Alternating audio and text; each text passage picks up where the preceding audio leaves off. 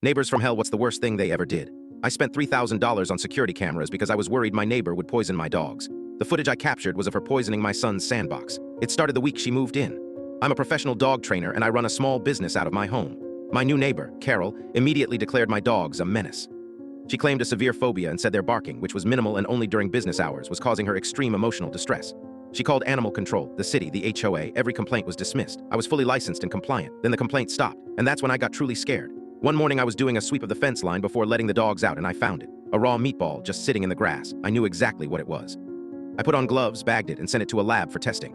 The results came back a week later, stuffed with crushed up pills, a lethal dose. That afternoon I had 4 high-definition cameras installed covering every inch of my property. I needed proof. I went to a sporting goods store and bought 3 realistic-looking duck decoys. That night, I set them up in the backyard along the fence. For 2 nights, nothing. On the 3rd night, around 2 a.m., my phone buzzed with a motion alert.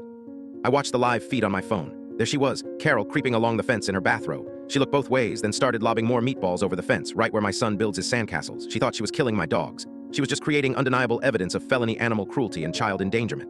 The next morning, I called the police. I didn't even speak to them at first. I just invited them in and played the footage on my living room TV. I showed them the lab report and the bag of meatballs I'd collected. 2 officers went next door. I watched through my window as she started screaming at them, playing the victim.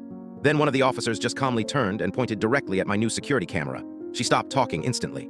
Her plea deal included a permanent restraining order. The first thing her realtor mentioned to potential buyers was the Great Fence.